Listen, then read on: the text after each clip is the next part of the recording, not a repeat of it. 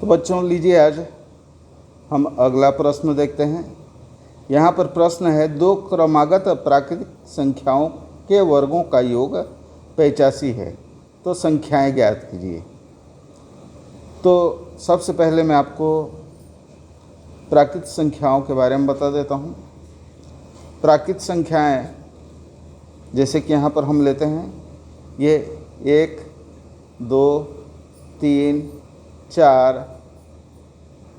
अब तो ये अंकीय मान हो गया। गणित भाषा में हमको ये नहीं बताया गया है कि 1 और 2 है या 3 है 4 है। ये बता रहा है कि दो संख्याओं का वर्गों का योग 85 है। तो हम ये मान लेते हैं कि दो क्रमागत, यानी इसमें हम देखेंगे इसको x मान लेते हैं, एक को। तो इसको आप क्या लिखोगे, x से एक ज़्यादा है ना, पहले से क्या है, एक ज़्यादा है 2, यानी x + 1 हो जाएगा। ये पहला x है यदि, तो दूसरा 2 बराबर क्या लिखोगे, x + 1, इस तरह से। और ये 3 क्या है भाई, x से 2 ज़्यादा होगा। ये देखिए आपका श्रेणी बन जा रहा है, यानी प्रथम अंक से प्रत्येक अंक, अगला जो अंक आ रहा है वो एक एक ज़्यादा बढ़ते जाएगा। यानी x है, x + 1 है, x + 2 है, उसके बाद x + 3 आएगा। x का मान हमने क्या मान लिया, 1 मान लिया। तो ये इस तरह से प्राकृतिक संख्याएं हैं, और ये प्राकृतिक संख्याएं ऋणात्मक नहीं होते, इसको आप ध्यान देंगे। तो यहाँ पर हम दो प्राकृतिक संख्याओं को लेंगे, यानी x, केवल 2 का गणना करना है आपको। दो संख्याओं का, प्राकृतिक संख्याओं का वर्गों का योग 85 है। तो अब चलिए प्रश्न पर आ जाते हैं। यहाँ पर यानी दो क्रमागत प्राकृतिक संख्याएं, क्रमागत को पूछा है जस्ट, यानी माना, हल यहाँ पर लिखोगे,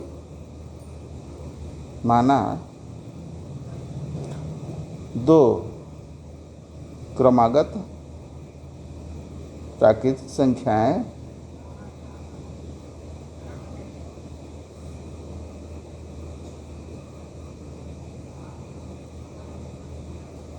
x हो गया पहला, तथा दूसरा x + 1। ये दो संख्याएं हैं।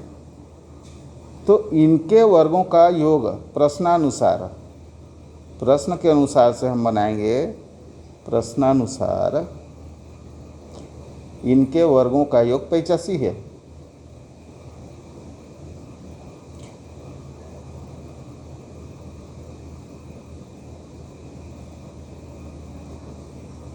है। चलिए भाई वर्ग कर देते हैं, इसका वर्ग और ये दूसरा x + 1 का होल स्क्वायर हो जाएगा, यानी इन दोनों का वर्ग बराबर 85 है। वर्ग कर दिए और ये जोड़ दे रहे हैं दोनों को। तो ये तो सिंपल है, आपका x² है तो x² है। ये हमारा सूत्र के रूप में है, यानी a धन b का वर्ग। ये क्या है, a धन b का वर्ग बराबर a का वर्ग धन 2ab धन b का वर्ग, यानी x का वर्ग। सूत्र लगेगा यहाँ पर, धन सूत्र में 2a यानी x, b यानी 1, यह हो गया। x एक जगह पर है, b की जगह पर 1 है, प्लस b का वर्ग यानी 1 का वर्ग, ये क्या है, b की जगह पर है, बराबर 85।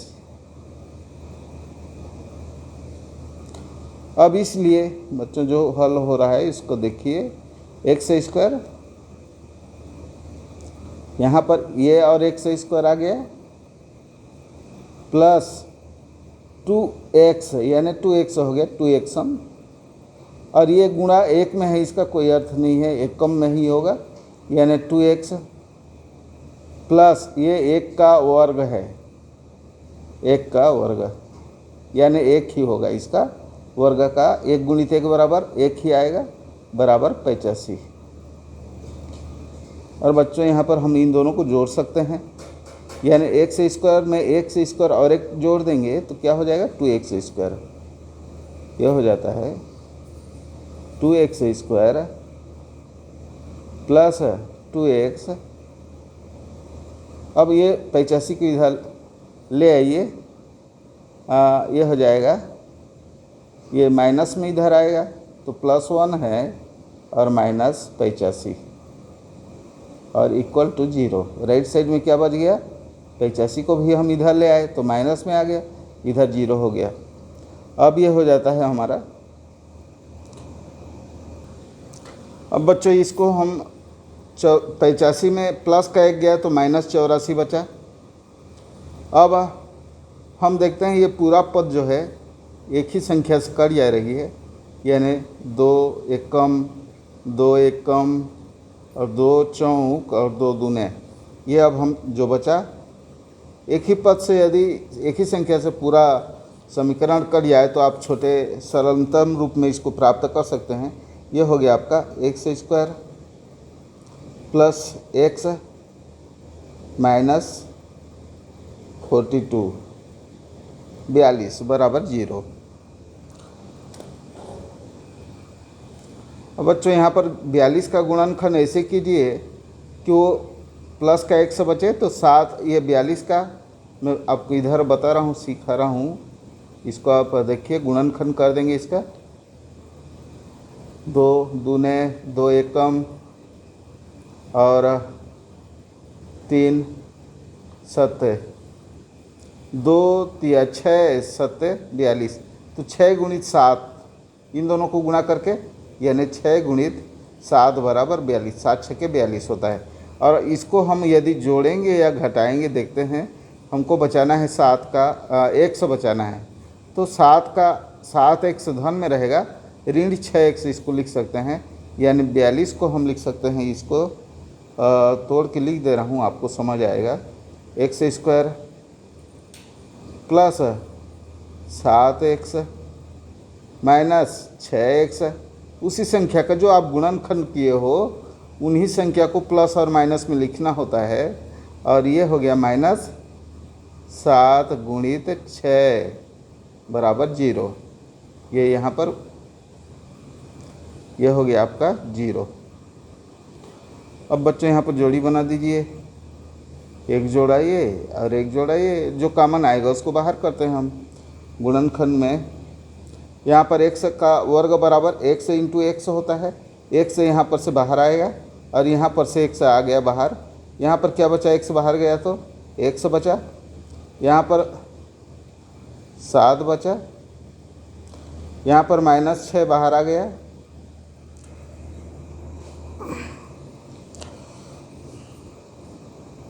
-6 बाहर आ गया तो यहाँ पर x बचा। और ये प्लस, जब माइनस का बाहर कॉमन आ रहा है तो इसको आप आँख मूंद करके चेंज कर देना, माइनस रहेगा तो प्लस और प्लस रहेगा तो माइनस। तो ये आ गया आपका x + 7 इक्वल टू 0। अब बच्चों यहाँ पर जो है ये माइनस, ये जो बाहर हैं उनको एक जगह, ये जो कॉमन है उनको एक जगह रख देते हैं। ये होगा x - 6, ये और ये एक साथ लिख दिए और इन दोनों के बदले में 1 लिख दिए।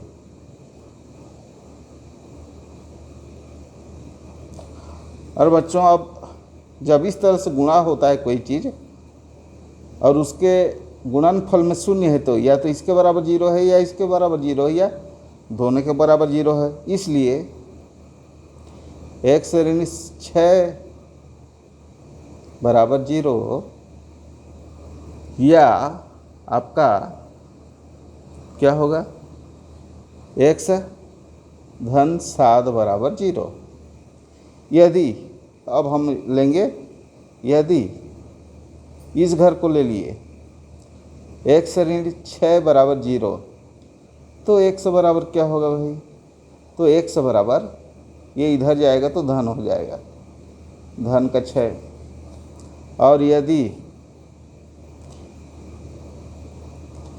x धन 7 बराबर 0 तो x बराबर क्या होगा भाई, उधर जाएगा तो 7 ऋण का 7। अब ये ऋण हम यहाँ पर देखें कि प्राकृतिक संख्याएं ऋणात्मक नहीं होते हैं, इसलिए क्या होगा, अमान्य होगा। अतः हमारा x बराबर क्या होगा, ये क्यों अमान्य हुआ, क्योंकि ऋणात्मक नहीं होते। यहाँ पर लिख दीजिए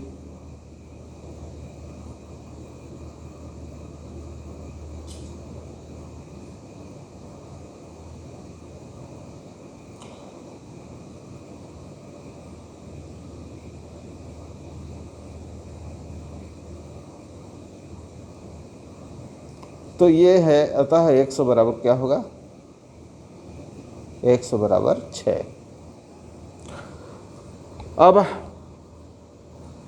दूसरी संख्या क्या होगा भाई, हमने दो संख्याएं मानी हैं, अतः दूसरी संख्या क्या होगा, x + 1 माने हैं ना भाई, अतः दूसरी संख्या, एक को हमने क्या माना, x माना था, दूसरे को x + 1, इसलिए क्या हो जाएगा, 6 - 1 बराबर 7। तो अतः दोनों संख्याएं क्या है, एक 6 है तो दूसरा है 7।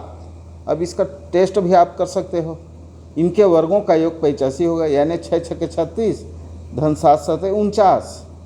यहाँ पर जोड़ के बता देता हूँ, 6 × 6 = 36, धन 7 × 7 = 49, 9 × 6 = 15 का 5, हाथ की 1, और 4 × 3 = 7, 1 = 8, 85 है, वर्गों का योग 85 है। तो इस तरह से आप उत्तर की जांच भी कर सकते हैं। तो बच्चों, नए हो तो जोड़ी सब्सक्राइब कीजिए और शेयर कीजिए, और धन्यवाद।